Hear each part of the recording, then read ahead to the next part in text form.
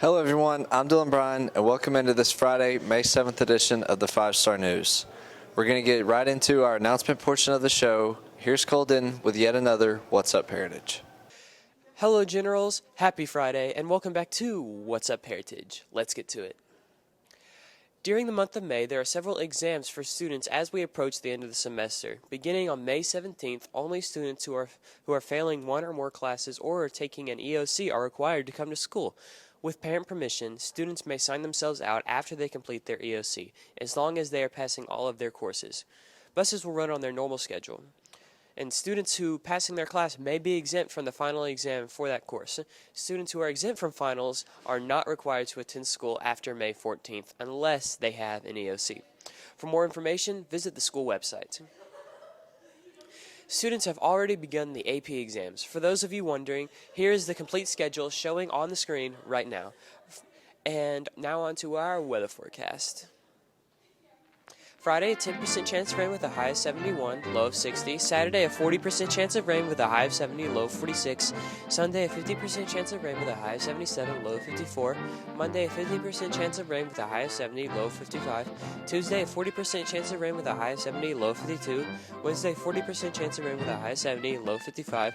Thursday, a 30% chance of rain with a high of 72 and a low of 54. And now on to our next segment. To the news now, and you know the year is quickly winding down when you see 8th graders getting toured by SGA guides. I remember it just like it was yesterday touring this high school. For more information on how the 8th graders liked the school and how the tours went, here's 5-Star News reporters Tanner Eady and Jacob Hawkins with the story. So we had 8th grade tours this week. Our 8th graders came over on Tuesday and Thursday, and they paired up with 2 of our high school students, mostly our SGA, Beta, and NHS kids. They kind of led the tours, although we did pull in some other people as well. It's an opportunity for our 8th graders to see what the high school has to offer and to get an inside scoop as far as what high school is like. The tours are pretty small. We usually go in groups of about 6.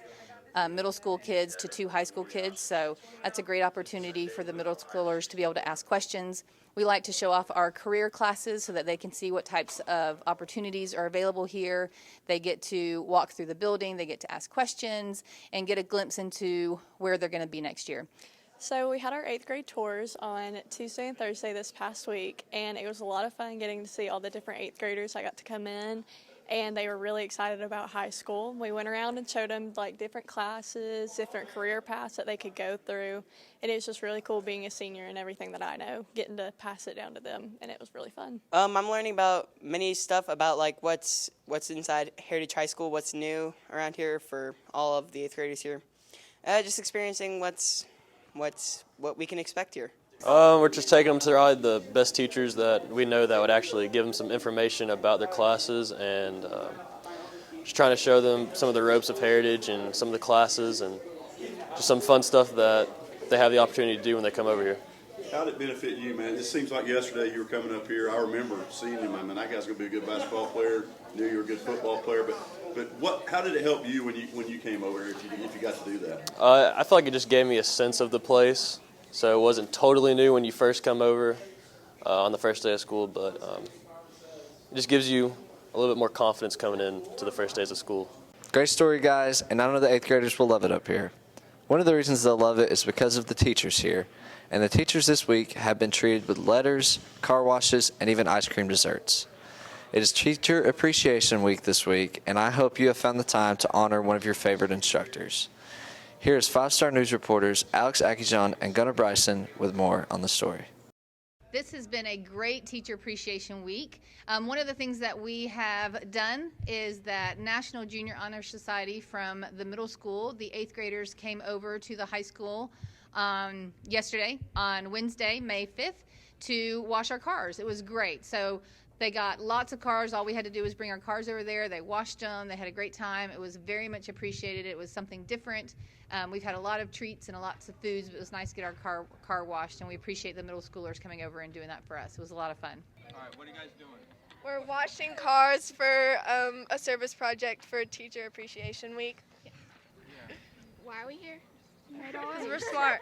Because we are here because we are in the NJHS program, and we are here helping wash cars for the teachers.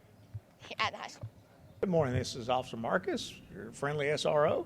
It's going to talk about Teacher Appreciation Day and the car wash yesterday. Just want to let everybody know that I really appreciate the car wash. They did an excellent job, and want to thank all of our teachers, our educators, did a fantastic job. You guys really work hard, and you deserve all the appreciation that you deserve. Thanks, Alex and Gunnar, and what a well-deserved week for our teachers. Moving on now to MAP testing, and fortunate for me, I'm a senior and didn't have to take part in this year's state testing. But for those that did, I hope everything went smoothly for you. Here's 5-Star News reporters Hunter Livingston, Ashley McKeon, and Ethan Kingsley with more in this report. So far it's gone pretty well. We've had 2 days of MAP testing in the building, and then we've had 1 day so far of our digital students testing, and we have 1 more today. They're taking math today, and then makeups in the building are also today. So far so good. Students, thank you so much for trying your best. We'll use this data to see how we can help you next year. Hey Heritage, Dr. Scott here. I just want to say thanks to everybody for helping complete the MAP testing. Yesterday now, Lisa Smith and myself will be looking at data and trying to plan ways to help students. So again, thank you to everyone that participated, teachers for helping us administer it, students for taking it, and just glad it's over. It's a big process, but it does give us a lot of information that we hope to use for good means. So thanks, Heritage. Yeah, I didn't enjoy map testing at all.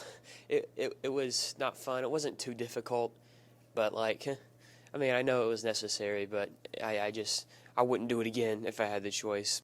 Another cool story happening this week during Wednesday's early dismissal. School officials made it a little bit easier to get a physical for next year's sports. The folks down at Center for Sports Medicine came here to Heritage to administer the physicals, and it seems a lot more convenient to me doing it that way. Here's 5-Star News reporters Tanya Edie and Jacob Hawkins with the details. Generals, just kind of a quick recap on yesterday. We had our sports physicals, and it's kind of an annual thing we do, and we're fortunate enough to have partnered with the Center for Sports Medicine, and they brought in several of their physicians and physical therapists to help us out with the process. And so first off, big kudos and thank you to our trainer Monica. Most of our athletes know Monica very well. Also with Coach New, we had a lot of help with Coach New. Coach New kind of led the organization of it all, and a lot of our coaches, Coach Slaughter obviously was heavily involved getting football players turned in. Coach Burkett and also Coach Davis, Bobby Davis at the middle school were helpful as well. We had several 8th graders come on over. And we got approximately 175 sports physicals completed in about an hour and a half. I do track and field and cross country, and I thought it was really cool that they had the physicians come to the school to do it, so that way I didn't actually have to go to the doctor, because it's kind of annoying. You have to wait, and you have to wait so much longer, because you do have to wait a little bit when you get your physical at the school, but it's not near as bad, and it actually goes by pretty quick. Waiting's the worst part of it, and they just have students that come help get your height and weight. And you go do weird stretches and stuff that nobody likes, but it doesn't take very long. And then you do your eye examination, and they actually have the physician come and check out, if you're, just if everything works just fine. And then, and she just did a marvelous job of putting all that together, getting the docs here, getting folks to help her out. We had some awesome help from the health thought classes. Some folks came down. We appreciate that. It's a huge benefit and convenience to have that here at the school. Nobody had to go and miss school time or practice time or anything else to go get a physical done. It's a real blessing for us to have someone that can organize that and get it set up during the school day. Big shout out to Dr. Scheck-Snyder and Coach New and the athletic department for doing things on our end that needed to be done. Great idea for sure. I hope all of you athletes took advantage of that opportunity. Time for a quick timeout here on today's show, but stick around because our sports teams are on fire. State previews galore next in sports.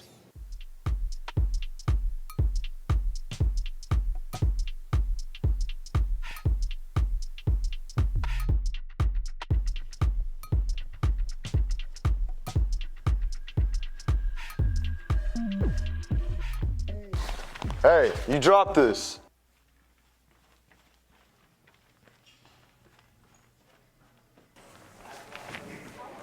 Hey man, throw this in the can. Oh, okay.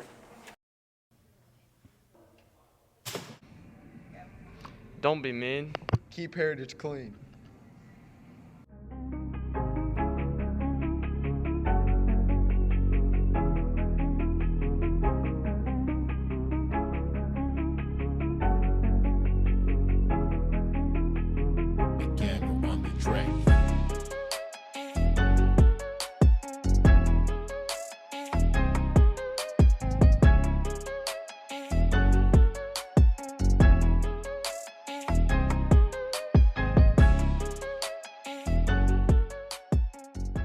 Welcome to sports, everyone. I'm Jameson Shook. He's Tate Thomas. We're here to get you caught up on all your sports action and all your playoff previews. Yes, we are. And our first one is our girls soccer Final Four matchup with North Dakota. That's right. That squad, pretty tough, but our girls have prepared day and night for this game. Here's Liam Smart and Cole Price with the story. So next week, girls soccer's heading to the Final Four, which is going to be awesome. At this point, all the teams left are just powerhouses. So we're waiting on our opponent. It's either going to be Columbus or North Dakota. Both of them really good. We're going to have our hands full. But excited for the challenge, see kind of what we're made of, see how good we really are. Obviously, to make it to the Final Four is a huge accomplishment, and we're really proud of the girls, and we're going to see what we can do from here. I think it's probably going to be North Dakota, but Columbus is good too, so either way, we're going to travel, and it's probably going to be Monday for the match unless we get rained out or something. But looking forward to it, and just can't wait to see what we can do. So we're going to the Final Four next week, and we're either going to play North Dakota or Columbus. And so that'll be pretty fun, and it's exciting that we get to go that far because we haven't been to the Final Four since 2013. So it'll be pretty fun. Good luck, and on the baseball now as Coach Bill's squad is waiting for an Elite Eight matchup down in Savannah next week. That's right. The team they're playing has some tremendous talent. Yes, Jameson, but the bigger they are, the harder they fall. Well, can that old adage hold true for this big matchup? Here's Kate Canori and Grayson Ward with the story. All right, so we're going to be traveling down to Savannah on Sunday. We've got 2 games on Monday. First game's at 4, and the second game will follow 30 minutes after. What we know about them is they're a good ball team, but it always comes back to us. We got to throw strikes, hit the baseball, make the plays, and should be pretty good there. So basically, we're traveling down to Benedictine High School in Savannah, Georgia on Sunday. We played extremely well so far in the playoffs, so we're hoping to continue that.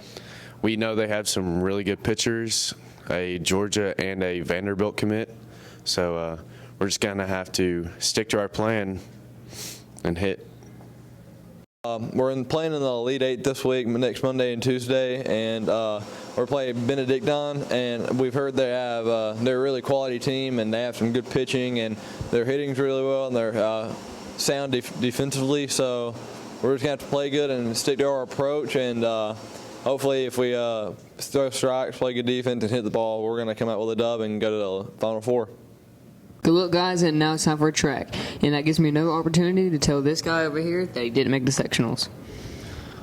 Thanks, Tate, for reminding me of that every time we do a track story. Speaking of track, our boys and girls team have been preparing really hard for sectionals this Saturday, May 8th. Here's Ryan Heat and Hayden Johnson with a preview. Hey, guys, this is Coach David Gibson, head track coach here at Heritage High School. Talking to you about our sectional track meet coming up at North Oconee High School this Saturday, May 8th, 2021. It's going to be a huge event. There's going to be some really fast folks there. There's going to be some great jumps, vaults, throws, and it's going to be awesome competition. We're taking 27 members of our track team, and every single one of them is just really in the heat of competition. It's going to take a lot for us to make it to state, but at the same time, it's a capable, very possible thing. It's going to take a lot of PRs, personal records, but that's what we go for every time we go to a track meet. We want to get that personal record, and we want to do everything first class to represent Heritage well. Tomorrow we leave to go to the sectionals track meet at North Oconee High School, and when I went my sophomore year, we had a great time. It was a great experience for all of us, and I'm just really ready to compete against people that I've competed against all year and hopefully get a new PR and hopefully make my way to state. From sectionals, the top 8 qualifiers in each event will advance to the state meet. There are 2 sectionals, so 8 folks in each event from our sectional plus the 8 from the other sectional, and so those top 16 get together at the state meet. And for our classification, that's at Albany, Georgia, at Hugh Mills Stadium, which will be the end of next week. and we rock and roll for all the marbles. Anything else you want to say about me not making sectionals? No, I think I'll wait till next week. Wow. Okay. Anyways, good luck to all the athletes that'll be traveling down. And speaking of athletes, the Stash's daughter, Allison, made some pretty big news down in the media center yesterday. That's right. The Stash's daughter signed with Truett McConnell to pursue her cross-country career. And our cameras are there and rolling. Here's Lindsay Rogers and Candace Safford with a story. Starting probably around freshman year, that was not too long after my sister graduated, and knowing that like the legacy she had as a great runner, and I had always thought that maybe I could, if I worked hard enough, I could, be as good as her and maybe sign a scholarship and be our first one to go for a sport in college. And so that was always worked hard so I could prove that to myself. Well, I mean, it's special. This is my last year coaching cross country. I'll still be involved in the program, but I'm kind of hanging up the running shoes. And so to have a college signing, my last year is special. And the Kraft family has been so special to me over my 10 years as coach. And Allison is among the best runners I've ever had. It was really exciting. I was really nervous with everyone being here and looking at me. But I'm really excited about my future at Truett, and I'm hoping that I'll be able to get my times down and just come out and be really strong. I'll be a really strong runner for them next year as a freshman. And to have her for 4 years it's been a real blessing to me. And to watch her grow from being this little bitty thing with bangs to this almost adult with bangs. It's been a great experience, quite a journey, and I'm so proud of her for this accomplishment. It was a really good feeling. It's nice to know that you have people behind you that will support you and what you will do, and that they're proud of you for your accomplishments too. And I just appreciate everyone for showing up. Congratulations, Allison. You too, Coach Kraft. And now it's time for sports trivia. Carson Green's crew pits Coach Green against Bobby and Alex. Alex who? Alex Aguian. Take it away, Carson Green, Cameron Boatwright, and Damon Jones. Oh, yeah. Little song for the sneakerheads. FTC. Why not? Boss is one. Let me get a heat check. Can I get a heat check? Heat check.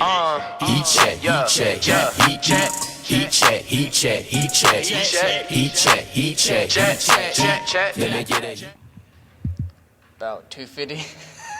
All right, back now here with two-time champ, the Black Bottom Bomber, a.k.a. Bobby Hunt. How do you feel coming into this week? But when you come in as a champion of anything, you feel great. And I want to beat Green, so we're going to try this. All right. I've been studying. You think you can make it three-time champ today? I've been 3 times champ all over the world in different things, but I'm going to try this. All right, we're back here with a 7-time champ. Won a big tiebreaker last week. Yeah, that was close. How do you feel coming into this week? Well, I'm here. I'm ready. I'm ready to go, man. I'm ready for these questions and just ready to see who I can knock off this week.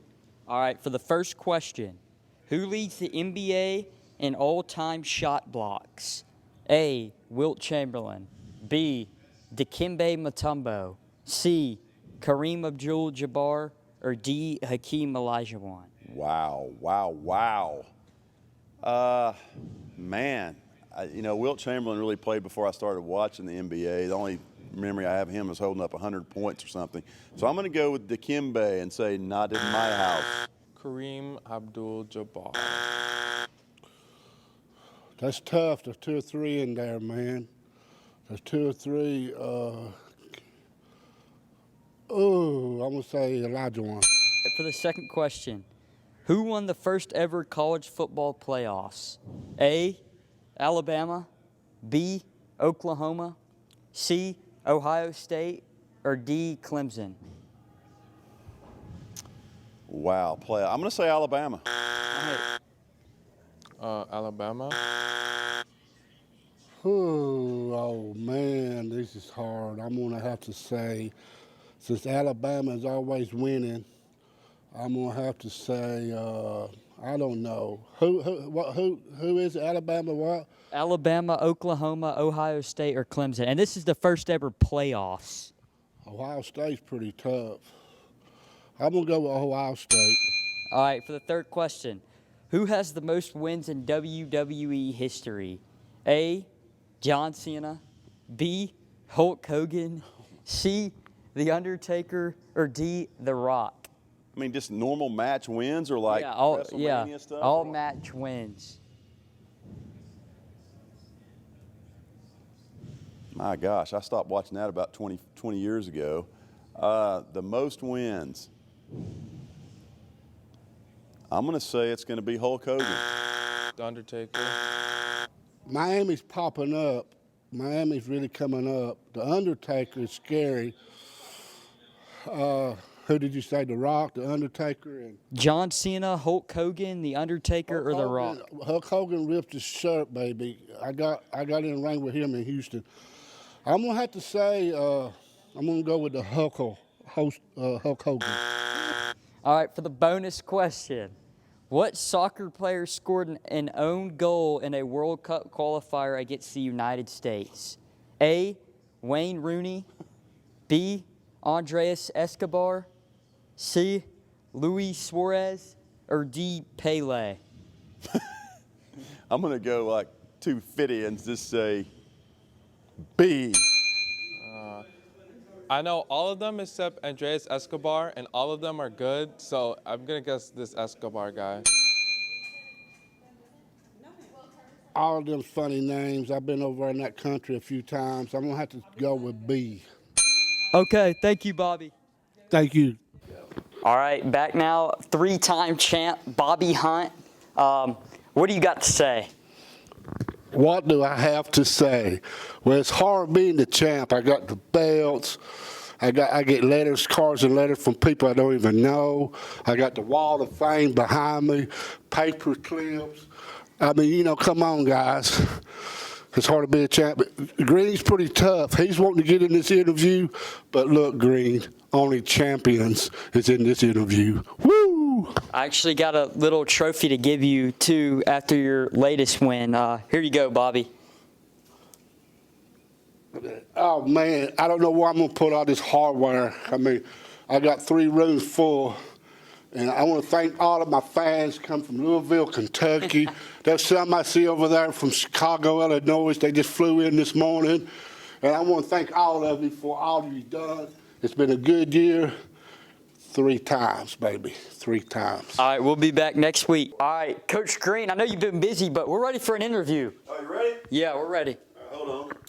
Heard Bobby brought in some hardware for his interview, bragging about being the 3-time champ. Well, when he gets up to 6, 7, 8-time champ, he might get something like this and be aired a little bit more than on this high school news. I mean, you know, I'm everywhere. I've been on Channel 3, ESPN, Sports South, ESPN 2. I mean, you name it, I've been there, and I've got the hardware to prove it. Thanks for Sports U2, and good luck to all of our teams still competing in state tournaments. Back to the news now, and our theater played host to some really good musical performances earlier this week by our middle and high school bands. And the Legion of Generals did not disappoint. Here's 5-Star News reporters Lindsay Davies and Ben Dineski with the report. Hi, Generals. We were excited to perform our spring concert last night in the auditorium. We had 3 groups perform: the symphonic band, the wind ensemble, and the jazz band.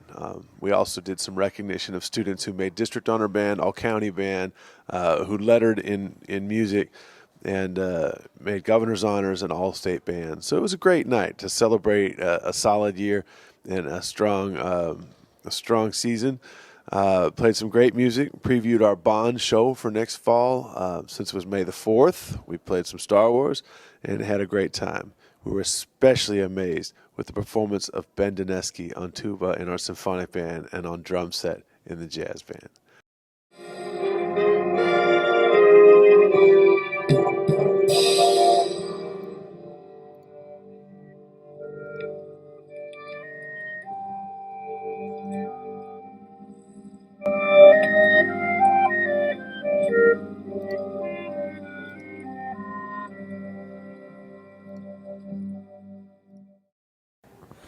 Hi, my name is Ben Bendineski, and I'm a part of the Heritage High School Symphonic Band and Jazz Band. And last night we had our 2021 spring concert, and I thought it went really well. All the pieces were played beautifully.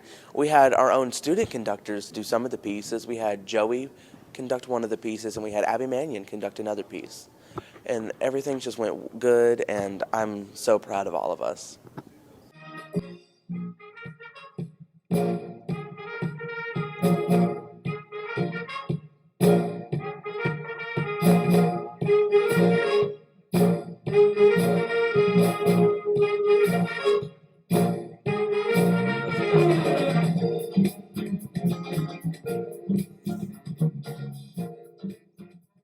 So the spring concert was on Tuesday night. It was a pretty good concert, a lot of fun music. A lot of people turned up to come watch us perform, and it went pretty well, had a lot of fun. It was Star Wars Day, so we did a few Star Wars pieces, and it was a lot of fun. It was also the seniors' last concert, which is pretty sad. We're all going to miss them quite a bit because they're big parts of our band. It's fine. They're going to have a good time in their colleges, but we're going to keep trucking with our program. More music to tell you about now, and Mrs. Hamilton's choir will be performing on a rather larger stage this weekend.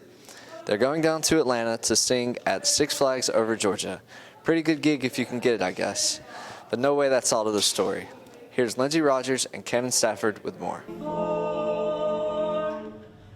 Goodbye, my Coney Island baby. Farewell, my own true love, This Saturday, our choirs will be going to Chapel Hill High School to compete against other schools in a chorus competition. We have a concert choir, chamber choir, men's choir, and women's choir that will be competing. We also get to hear the other schools, which is always fun. After we do the competition, we'll be heading over to Six Flags, and the students will spend the day hanging out there. And that's just so exciting because last year our trip was canceled and so much just hasn't got to happen this year. So I'm super excited that we're going to get to go do that again this year. In the park, we have our award ceremony where we get awarded, typically we get awarded first place, but there's not many schools competing. But this year, we have multiple different high schools competing against us, so that makes us very excited and very happy that people are starting to get back out and do their own thing. We are so excited to be going on the Six Flags trip. Nikki, do you have anything about it?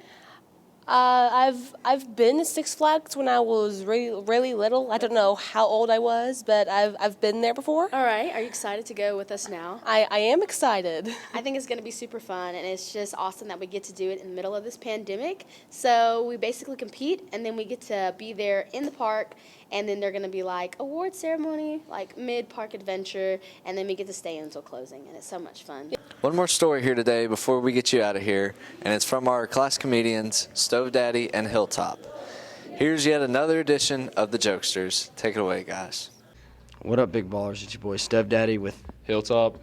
And this week we're going to be reeling some laughs in with this fishing-themed Jokesters. Stay tuned.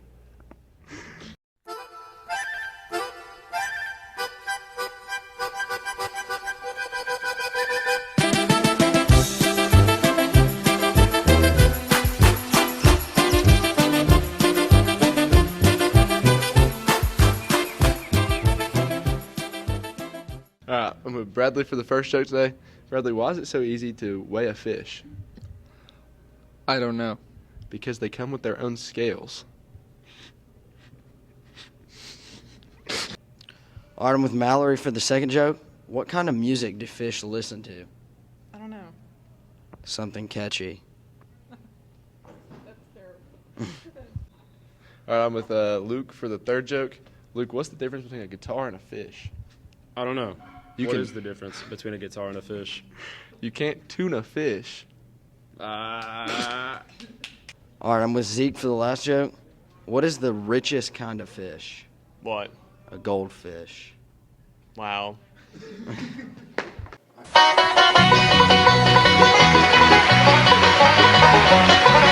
And with that, that'll do it for this Friday edition of the 5-Star News. We're hoping to have one more newscast next week, but until then, stay classy, Heritage.